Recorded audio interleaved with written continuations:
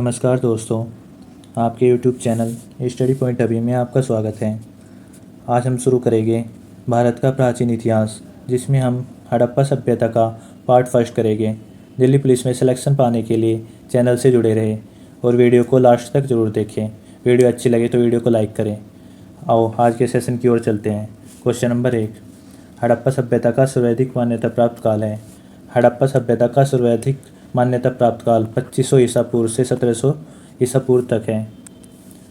आज का motivational quits, इंतज़ार करने वालों को सिर्फ उतना ही मिलता है जितना कोशिश करने वाले छोड़ देते हैं। क्वेश्चन नंबर 2, सिंधु घाटी की सभ्यता निम्नलिखित में से किस सभ्यता के समकालीन थी। सिंधु घाटी की सभ्यता ग्रीस सभ्यता के समकालीन थी।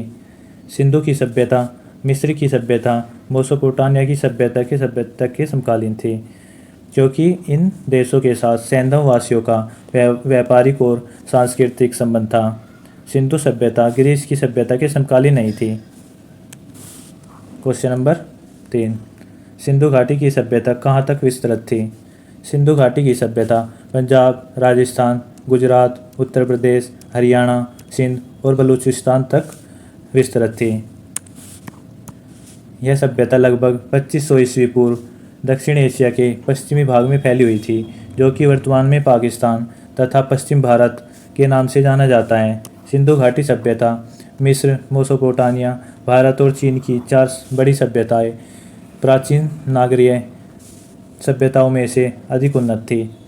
सिंधु घाटी की सभ्यता पंजाब, राजस्थान, गुजरात, उत्तर प्रदेश, हरियाणा, सिंध और बलूचिस्तान तक विस्तृत थी।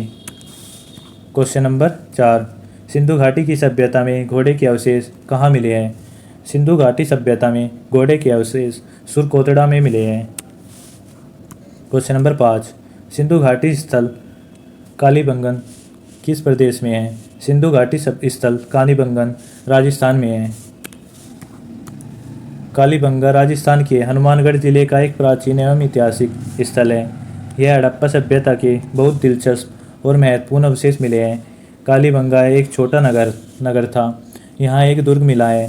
प्राचीन द्रष्टि और सरस्वती नदी घाटी वर्तमान में घग्गर नदी का क्षेत्र सैंधव सभ्यता में से भी प्राचीन कालीबंगन की सभ्यता पल्लवित और पुष्पित हुई। क्वेश्चन नंबर 6, निम्नलिखित में से किस पदार्थ का उपयोग हड़प्पा काल की मुद्राओं के निर्माण में मुख्य रूप से किया गया था। निम्नलिखित में से किस पदार्थ का उपयोग हड़प्पा काल की मुद्राओं के निर्माण के मुख्य रूप से किया गया था। यह सेलखड़ी के रूप में किया गया था। सेलखड़ी रत्न सफ़ेद रंग का मृदु पत्थर होता है। सेलखड़ी रत्न का उपयोग क्रीम, पाउडर आदि बनाने में किया जाता है। हड़प्पा के लोग मोतियों, मोहरों और आदि अन्य कलाकृतियों को बनाने के लिए बड़े पैमाने पर स्टीटाइल का इस्तेमाल करते थे, इसलिए इसे स्टीटाइल सभ्यता कहा जा सकता है और कई प्रकार के शिल्पों के लिए एक महत्वपूर्ण कच्चा माल था। क्वेश्चन नंबर 7, हड़प्पा सभ्यता किस युग की थी। हड़प्पा सभ्यता कांस्य युग की थी। सिंधु घाटी या हड़प्पा सभ्यता कांस्य युग की मानी जाती है। दुनिया की 4 प्रारंभिक सभ्यताओं में से एक सिंधु घाटी या हड़प्पा सभ्यता है। यह सभ्यता कांस्य युग ताम्र पाषाण काल के अंतर्गत आती है। इस सभ्यता का विस्तार पश्चिम में बलूचिस्तान, पूर्व में आलमगीरपुर उत्तर प्रदेश, दक्षिण में दाइमाबाद महाराष्ट्र और उत्तर में मांदा जम्मू कश्मीर तक था।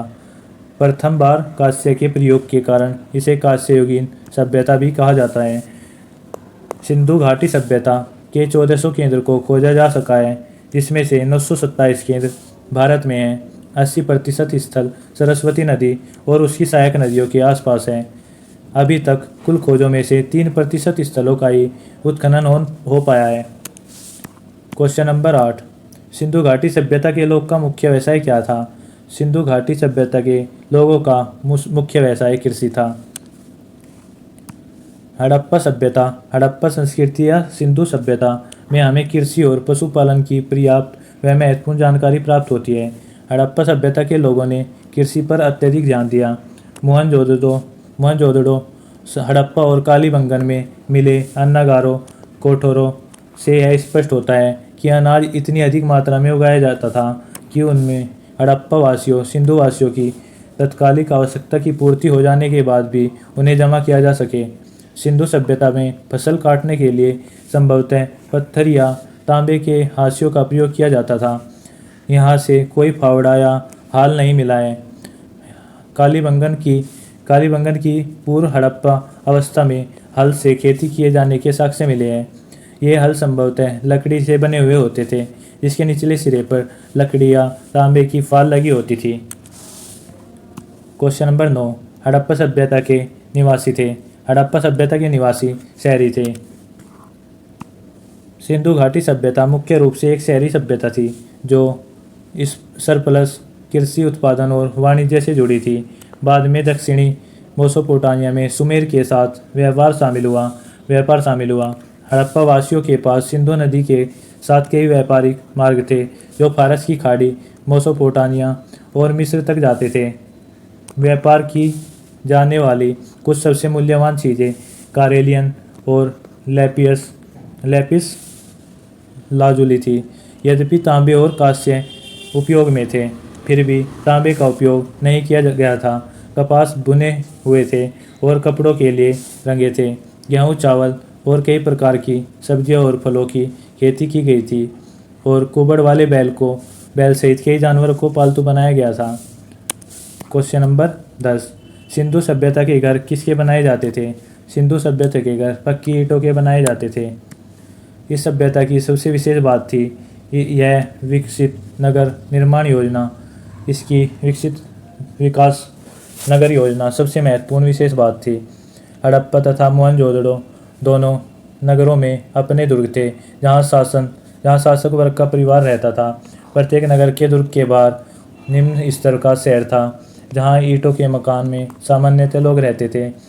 इस नगर भवन के विशेष बात यह थी ये जाल की तरह विन्यास थे, यानी सड़कें एक दूसरे को समकोण पर काटती थी और नगर अनेक आयताकार खंडों में विभक्त हो जाता था। ये बात सभी सिंधु बस्तियों पर लागू होती थी, चाहे वह छोटी हो या बड़ी।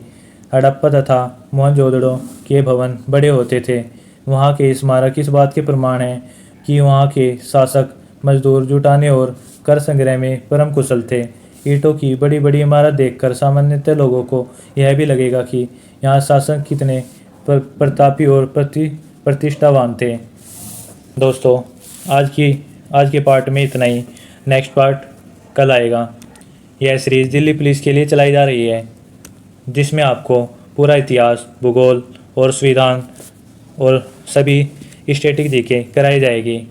इसलिए वीडियो को पूरा देखें और चैनल पर नए हो तो चैनल को सब्सक्राइब करें। धन्यवाद। जय हिंद, जय भारत।